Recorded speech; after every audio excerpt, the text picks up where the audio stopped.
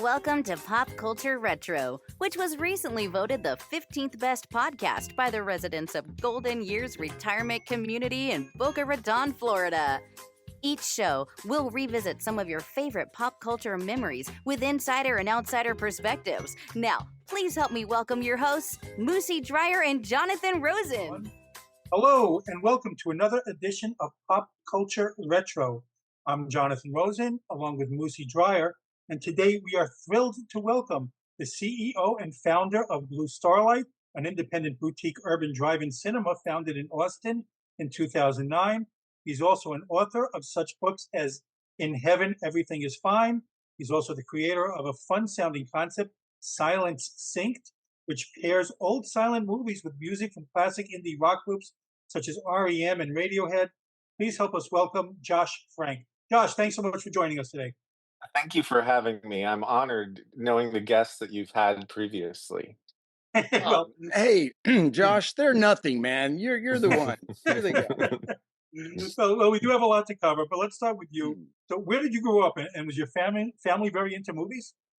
Yeah, so I grew up in a very artistic family. My mother was an opera singer, and I was Oh, in her wow. belly when she was singing at Jones Hall on the Grand Houston stage and in at the Santa Fe Opera. So yeah, and my dad, although a very good lawyer, also is a journalist and has written a lot of articles throughout his life. So I got a lot of that from them, feeling comfortable as an artist in the world. Oh, cool. I'm glad we didn't talk too much before we got on and started this Zoom, because Yeah. I want to genuinely organically let you know.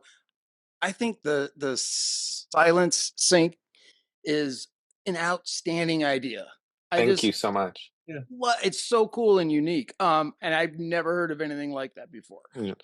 So that's congratulations on such Thank an you. original job. Well, it stands on the shoulders of different ideas that inspired me talking about pop culture retro, over the in the 80s and the 70s and 80s and 90s, all the different types of experiences that were so subversive and neat, like going to the cinema and watching Dark Side of the Moon, when they sneaked the new soundtrack, and or going to the Pink Floyd Laser Light show, that kind of well, what can we do that's safe and fun, but also subversive as kids? Silent Sings was sort of born of Well, my we're definitely going to go memories into of that that. more. Yes. Yeah. But that's my fault. I jumped Yeah, ahead. no, But no, I no, really but originally wanted to ask you, but thank you for that. And we definitely want to delve into that. But yeah. what were your favorite films personally growing up? Like what was your inspiration? Well, I grew up on all the great 80s movies, I was the kid that would go to the video store at exactly 3 p.m. on Fridays when the new releases were coming out, and I'd watch the board for weeks that said what was coming, and I would get, everything I wanted to have the most rockin' weekend I possibly could. But I have this on my shelf, Oh, the wildlife, Sure. all those great 80s, all those great 80s movies, from the wildlife and a license to drive to Top Secret and all of those type movies. But now, as far as classics go, I did go to film school, so I have quite the breadth of interests, and Werner Herzog was always a huge. oh. But of course, I wasn't watching Werner Herzog when I was 13. I was watching Top Secret. But as I got older, I got into appreciating classic cinema. Well, one of the things I want to ask, because I love drive-ins. I mean, absolutely love them. I think it's such a real slice of Americana. So when did you first start becoming interested in them and becoming involved in one? Yours is like a big one. So Yeah. Well, it's funny. Mine is a big one, but it's a small one. It's a boutique drive-in, which was always the idea. Keep it small, keep it portable, keep it so that after 5 years, if I lose my land, I'm not shit out of luck, you know? That's the thing when I got in. I've always been interested in retro stuff. So, like, I bought my first set of drive-in speakers, uh, when I was gonna create a little drive-in for my girlfriend at the time, now my wife. I did that right. I created a little drive-in scene in an alleyway behind a building I was managing, That's so cool. and I showed her a movie, and I was sitting back there, and I was like, what happened to drive-ins? Why isn't there a drive-in like this? I would pay to go to this, you know? And this was in 2009. So I just started researching because, I have written books, so I have that Mhm. journalistic, ability to dive deep into research and understanding. So I just did my deep dive into drive-ins and learned what happened to them. And what happened to them was people started spending most of their time in cities, thus they didn't go out of the city limits to go to a drive-in.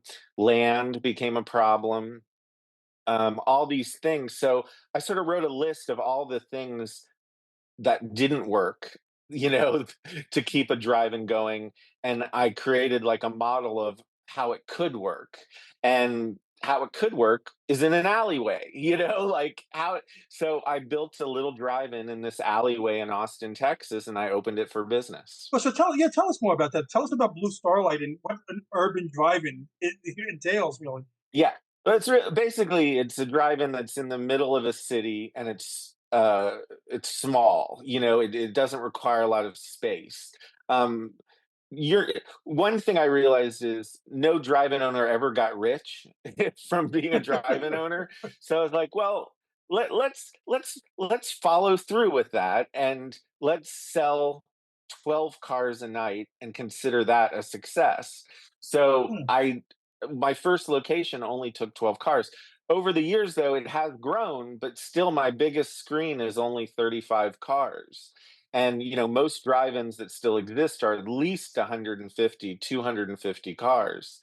So the idea was to create a very intimate movie-going experience where you could be alone and in private, but also in public, sharing this Mhm. one of a kind experience. And also, of course, the movies would all be sort of tailored to that experience. So a lot of 70s movies, a lot of 80s movies. Boy, I miss the drive-in theaters. Mm. I gotta say, Yeah. like, a nice warm summer night out with friends, Mm. watching a movie. If from my memory, it helped if you go into a movie that you've maybe seen before, but you love, because we would sit outside in beach chairs and stuff, and maybe not hang on to every word of the movie, but it's Yep. there, and I just loved So that. that's the other sort of thing I realized is that it wasn't so much about the movie as it was about the doing. And so, yeah, that's why people prefer movies they've seen before so that they can enjoy the movie and experience it with new people, with their children for the first time, but they can Right, still socialize. right. How are drive-ins doing in drive-ins? How are drive-ins doing in general? Because I know during the pandemic there was like an increase in them. Is it Yeah. doing? Are they still doing well? Is there like a It's sustained audience? it's sort of a sustained, stable thing now. When I say that drive-ins don't make money, I don't mean they don't literally. They just, you're not going to get rich doing it. Like that's what I meant with that. But um, you know, drive-ins are they're okay right now. I think the pandemic brought new light onto them, so I think that has kept us all going, but I do still think there would need to be significant advances in, um, sort of thinking outside the box to keep drive-ins thriving into the future. But yeah, there's roughly 300 drive-ins left in the country. To put it in perspective, back in the 70s, 60s and 70s, well, 50s really, there was, 2,500 plus, so it's a different time that we're in. But and you still hear of drive-ins closing. But Mhm. the cool thing that's been happening really for the last 5 to 7 years, which is really interesting and something I didn't expect, is Gen Xers like myself are buying up old drive-ins and reopening them. So Cool. that is something that's happening that's kind of cool. Were you Yeah. a silent movie fan growing up? Yeah, I mean, I was a Marx Brothers fan. I liked the mix of Harpo's silence and Groucho and Chico's banter.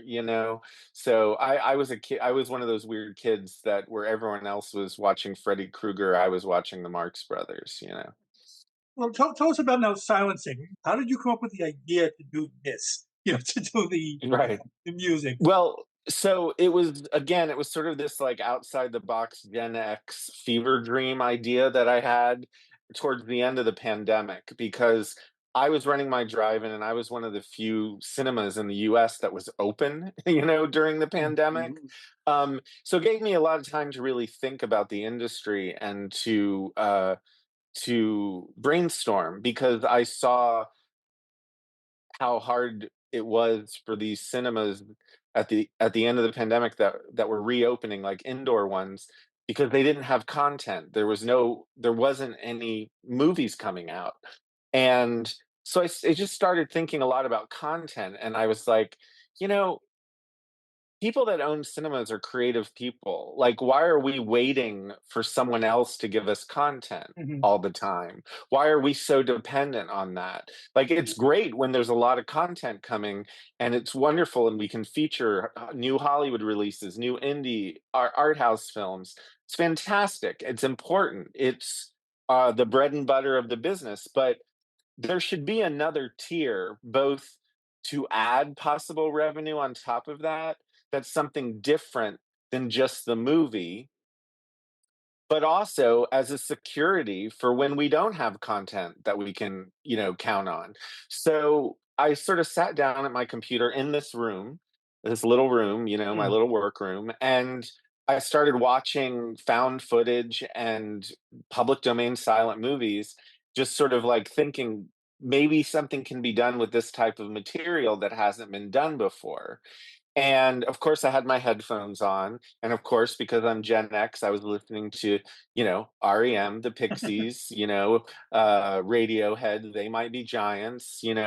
And I just noticed as I was watching that certain moments totally worked. And I was like getting really like feeling the music in a way that I hadn't in decades, because this has been on repeat in my headphones for decades. And and so it sort of started melding together and working. And so I started playing with that. I like took a bunch of silent movies that I like before the music clicked in, my thought in watching this material was sort of like maybe there's a new kind of mystery science theater 3000 idea that could be so interesting that movie theaters would want to show it. But the music was working. So I started like taking specific movies and playing the albums and as I did that, I started finding albums or song mixes that just totally played. Yeah. And that's kind of where the nexus of it came from. And I got very excited about it because not only was the film itself more engaging to me because of the music that was behind it, that was sort of like anchoring it in a new way, but the music was giving me goosebumps again for the Huh. first time in decades because of the new Yeah. context. Yeah. And and so I'm sitting there and I'm like, if I can finish these in a way that gives an audience the same feeling I'm feeling right now, this is that content idea that could work. So what goes into the Yeah. selection process with that? I mean, you start screening a whole bunch of silent movies and seeing just tinkering with different music styles to see what fits. It's different. It was different with each one. So like, I pulled up Nosferatu and I look at the running time. Running time is important because that has a lot of effect on things. If a movie is an hour and a half long, you have to find a double album, or you have to use a lot of songs from an artist's catalog and mix them together very carefully. But initially it was like, oh, Radiohead's Kid A and Amnesiac's an hour and a half long. That should work. And when I put them together, it didn't work. But then I listened to the albums more in order to understand why it wasn't working, and then I flipped them, Amnesiac into Kid A, and it just worked. And I was like, "All right, there's one." Of course, that wasn't the end of it. There was months of tinkering and tightening the music to the film, and the way I did that was not by cutting into the movie itself, but by cutting into the dialogue boxes, which are too long anyway. So I would cut into the dialogue boxes, trim them down, and get the songs to hit in these really cool places that I wanted them to. But then one like the REM one, which is the second one that's coming out in February, there wasn't a specific album that just worked over the whole thing, but I found two albums, Monster and New Adventures in Hi-Fi, which both Mhm. came out within 3 years of each other, that songs on both of those albums totally worked with the film, and I pulled those songs and placed them as I wanted them. So depending on the band, depending on the movie, I approach it, uh, artistically, based on those moving parts. Part of how I picked bands is not just if I liked their music, but if I Mhm. liked if it's how I felt about the band and the people in the band too. Because I might have a band I like, but their music, but like maybe I don't have like I don't because I consider it like I'm working with these bands, even though they have nothing to do with the putting together of it. It's like I want to be sure that it's a band that like I'm impassioned by both musically, but also as the people they are. So the bands I picked are very specific in that way too. Yeah, well, I want to ask you about acquiring the permissions from these bands real quick. But just firstly, I just want to say, like, Mm. um, this is why I was thinking about this last night when I was reading up on you and your idea and Yeah. all that stuff. This is why it works and why it's so brilliant is because silent movies, Hmm. obviously, are visual. The story Yeah. is told. You can turn the sound and watch it without the original music or any Yeah. music and still follow a story. Therefore, you can insert your feel with the modern rock or whatever Yeah. you want to put into it, and you'll never lose the story. You can always Yeah. follow the movie. That's just perfect. So tell Yeah. us about I assume you got the music rights for this, Yeah. and Yeah. were they cool about the whole thing when you explained what you were doing? So after I finished a couple of these, a friend of mine here in Austin suggested I send samples of what I'd done to the management of each band. Hmm. And so I did that, and I wasn't expecting responses, but every band's management responded within 2 weeks, and each one said, "We think this is really cool. The band thinks this is really cool. Um, what do you need from us?" And so then they put me in Oh, touch with the labels, and then yes, then I spent a year working out the rights with the labels, but my pitch was, look, this isn't just for me, me, me, me. I want to help independent cinemas. I want to offer this to independent cinemas. And I think that that goodwill carried through to make it so that they helped me figure out how to actually make this happen because no one had really gone to labels before asking for this specific usage. Right. how long is this So yeah. promotion scheduled to go? And what other movies are we going to see? Well, so one of the cool things, and that was very important to me when I developed this, was I wanted each movie to be available to theaters to show for up to a year after its release. I didn't want it to be like a one and done thing, like you've got 4 weeks to show it and then that's it. And I didn't want it to go to like, this is only for independent cinemas. It's not for streaming services. And that's on purpose too. I mean, maybe someday, if I get a Hmm. call, but for a year, this is a cinema movie theater experience window. But on top of that, the idea was always that every 4 months a new one would come out, so that there'd be a whole refresh for cinemas. So again, this there'd be new content that they could have, that they could program on an ongoing basis. And so the second one is REM with Buster Keaton's Sherlock Jr. Silent Sinks is sort of everything to me right now. Like, Yeah. Mhm. it's Okay. not only does it take all my energy, because it's a one person thing, other than my amazing distributor, which has distributed it to theaters around the country amazingly. But it's a lot of work, and the drive-in is a lot of work. And my goal, actually, from here on, is to focus more on Silent Sinks and sort of Mhm. have the drive-in find part of creating Silent Sinks was the idea that the drive-in could exist without. Do you know who Kinky Friedman is? Yes. Yeah. So Kinky Friedman's from my neck of the woods, and Mhm. I actually was lucky enough to know him during his life because his father ran the summer camp I went to as a kid. Oh, cool. One of Kinky Friedman's, one of my favorite lines of his, he has so many, is "I want a job that doesn't require my presence," and that's how I feel. But that's how I feel about my drive-in. At this point, is I want the drive-in to exist. I want to focus on Silent Sinks. Um, because honestly, going to the previews that I went to in LA at the American Cinematheque, it was a 5 night run, all sold Mhm. out. It was the most thrilling thing I've ever experienced in my life. One of the things we're interviewing you now, and one of the things when I was doing research on you that was fascinating, you've done a ton of interviews and worked with some major celebrities. You put David Lynch, Harold Ramis. So how did that all start coming about for you? Well, those were all from my books, like, I came up with really interesting lost history ideas, telling stories about people that were sort of in the cracks of fame, like, so Peter Ivers from In Heaven Everything Is Fine, Mm. my book about Peter Ivers in new wave theater. Um, that was a book where I wanted to tell this guy's story, this guy that deserved We were going to to ask have about his that. Yeah. story told. And but on one side of him was his friend David Lynch, and on the other side of him was his friend Harold Ramis.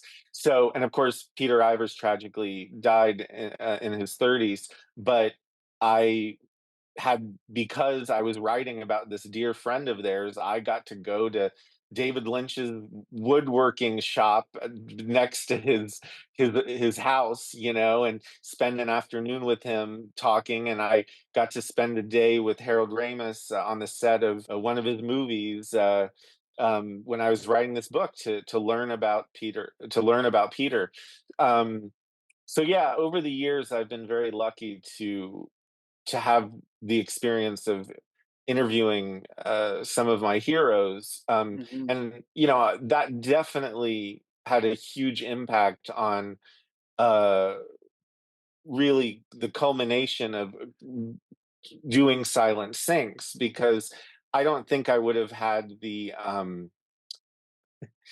I don't think I would have had the guts, or the Mm. or the delusions of grandeur to to pull it off, Right. Any other Yeah. interviews or collaborations that stand out in your mind, or Well, with the other the people? main one is Black Francis from the Pixies. I was very lucky to write their biography, Fooled the World, and then we collaborated on a book together. And over the years, we've remained friends and peers, and he was a big inspiration, actually, for Silent Sinks, in a way, in a very big way, because in somewhere around 2004, I want to say, he Mhm. actually rescored the Golem silent film for the San Francisco Silent Film Festival. He performed it one night only in this Mm. Palace Cinema with a live band.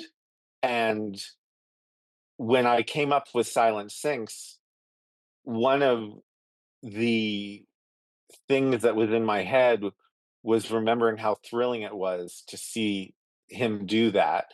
But I realized that you cannot The problem with live scored movies is they're very expensive to pull off, and you can't continue them. You can't share them all over the country. So Yeah. my thought for Silent Synced was, how can I harness that same energy in some way in something that could be packaged and given to cinemas without needing a full band behind it? I want to go back. You mentioned the Peter Ivers book, and I was going to ask you about that. Your book in Heaven, Everything Is Fine. That book was, I did not know really admittedly about so much about Peter Ivers before I read about you. There was a lot of mysterious circumstances around his death. Can you just tell us a little bit about him and some of the mysteries surrounding his death? Oh man, I mean, there's so much to tell about him. He was an incredible artist. He was a musician. He was one of the great harmonica players of all time. He was the host of New Wave Theater, which was pretty much the first, live band, like pre MTV, uh, late night TV show. Um, and because he went to Harvard, his friends were Doug Kenny from National Right. Lampoons. And so when he moved out to LA, Doug Kenny already was, connected to Harold Ramis and all these other people because they were working together. And Peter became friends with all of those people. And but he was always just so different than everyone else. Like, he went against every grain, including the fame Hollywood grain. So he was always sort of the most punk rock of any of his famous friends. And that's why they liked him. And that's why they were so drawn to him, because they wanted to feel like they were still punk rock, like they were still, Mm. living on the edge, but they weren't anymore. They were in the system. They were, wealthy. They were famous. Um, and Peter was like Peter Pan. Like, his Achilles heel was he couldn't really fit into the adult world. Um, and unfortunately, New Wave Theater was a show that was, run by someone who was fairly dark, the producer and creator. And so there was a lot of darkness surrounding New Wave Theater, surrounding the different bands that came in. His friends didn't feel like it was a safe place for him. They were not big fans of him doing that. They wanted him to, come join them. And continuing his efforts to go against the grain, he moved downtown to downtown LA, which at the time was supposedly like living in a zombie apocalypse. Huh. And one night he was murdered in his sleep. And the police never, officially closed the case on what happened. And there's hundreds of theories. But it was pretty Uh, brutal from what I was reading. It it was. was it was it was very brutal, Yeah. and it was just so tragic, because if we had had him to this day, I know he would have done some incredible things. Doing something like Silent Sinks is definitely something I could see him, coming up with. I felt a real connection to him, like with his showmanship and his Peter Pannery. Yeah. Well, according to what I read, Harold Ramis seemed to think it was David Joe, and all your research what did you think? Um, what I've come to say about that is that I think that it I I can't say that David Jove did it, but what I can say is that if he had never met David Jove, he'd still be alive. Huh. I used to live over the hill near the silent movie theater on Fairfax. Oh, I love that place. His The- office was 2 blocks from there. Oh, okay. Because His I feel like that person was murdered too. The I feel like there Oh was wow. the silent movie theater on Fairfax. I Really? remember there was a story, some mysterious story about how. I'll have to look that up. So different, it's definitely a different person, but it's Okay, interesting. okay, David Jove did have his He called it the Cave, and it was his office, and it was like 2 or 3 blocks from the silent movie theater. Wow. Wow, that's crazy. And how many Yeah. silent movie theaters are there in the world, Well, let alone I'm so glad it's still in existence because it's yeah. changed management a number of times over the years. It almost closed so many Yeah, times. In I fact, I think know, but it did it close did for and a then little got while. reopened. Whoops. Yeah. Now it's being run by Brain Dead Studios, which is like a really cool like art consortium. I keep up with that theater because I have a history with it as Oh, well. So cool. yeah, Oh, yeah. cool. You're not a suspect, are you? Of any No, kind? no, Okay. nothing. Yeah. Let's get away from murder for a moment. Tell us about this your graphic novel, Giraffes on Horseback Yes. Salad. So it turns out I discovered that Salvador Dali was a huge Marx Brothers fan to the point that when he came over to America to make his big Hollywood debut, he searched out Harpo and they became friends. And he told Harpo that he was going to write a movie for Harpo and the Marx Brothers to star in. And although Harpo knew that was probably not a good idea, he was very encouraging of his new friend. And Dali went to Palm Springs to some of those great old Palm Springs hotels that aren't there anymore and sat in the desert and wrote Giraffes on Horseback Salad. His take on a Marx Brothers movie would be. He never wrote the full script, but he had about 80 pages of notes that I discovered in a museum in Paris that hadn't been looked at in, decades and decades and decades Wow. and decades. And in fact, a couple pages had made it into a couple of books, but the majority of it hadn't ever been published. And so I got them to let me take those copies of them and I adapted it into what I think the final movie would have been. And then I found a great illustrator and we made a graphic novel of it. And that was the last book that I wrote, which came out right before the pandemic started. Oh, cool. Well, Yeah. getting back to Silent Sync, where can people go to see it around the country? Well, right now it's playing in over 30 states, at least through the end of the month. And if people ask their cinemas to bring it back, it is available. As well, if there are cinemas that it's not playing at, people can write us at silentsynced.com and we will reach out to those theaters and try and pitch them to show it since we know that there are fans that want to see it there. But it is playing in over 170 cinemas right now around the country, and it's very exciting, especially since it all just came from this little room, and now it's out there. And the next one is planned for 2025? February, REM, February 2025. Yeah. How What are cool is you that? working on next? Well, I have to finish all these other silent syncs. like I have each one I've finished the syncing, but the post production takes 4 to 6 months because we do a lot of other stuff to finish it. So basically I'm running a movie studio out of this room, Amazing. to make these. Well, how can people follow you and Silent Sync on social media? Yeah, so on social media at silencesync.com, our website silencesynced.com. We're on Twitter, we're on Instagram, we're on Facebook, and yeah, I mean it's me and a couple other peers of mine piecing these together and making it happen. Josh, Well, how interesting and yes. congratulations on everything that you do. I Thank really you. genuinely think it's amazing what you're doing and how Thank fun. you. It's Yeah. it's been incredible seeing the audiences go in and have this experiential cinema concert, movie experience Mhm. that we imagined to give them, and the response and the excitement as people leave, they want to experience it again. It really is a one of a kind thing, and I'm really proud of it, and I'm excited for more people to see it. Well, Josh, want to And then thank and then of yeah. course the first one is Radiohead with Nosferatu, and that's what's playing right now. Yeah, in Well, theaters. thank you so much again for coming on. This was so much fun.